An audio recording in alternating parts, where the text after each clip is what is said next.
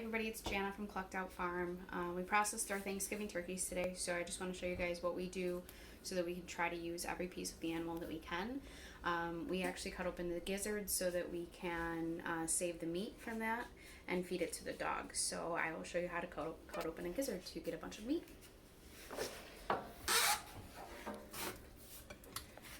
So what you want to do is you want to look for the two openings, one that comes from the esophagus going into the stomach, and then the one that's going out to the intestines. So you want to look for that, and you're going to cut in between there and see how this piece is meatier than this piece.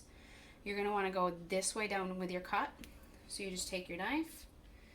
Don't cut hard because you will cut into the meat and the sac that holds the food. So you just want to cut slowly. So see, you can start to see here that I'm starting to get in between the separation of the sac. So I'm going to just cut it again very lightly and keep going until I can see that sac. A little bit more. So there's an outer sac and an inner sac. So Brent, can you zoom in here? So see, there's a separation here between the two.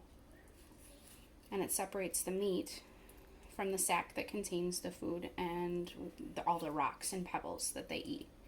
We obviously don't want to feed that to the dogs, but we do want to feed them all this meat. So then once I can separate and get my knife up, I'm going to go straight up with the knife, separate it, and see. You want to try not to cut that. If you do cut into it, it's not that big of a deal, but you just want to wash it. It's a lot cleaner if you can get it out in one piece. But the tops tend to get a little bit thin.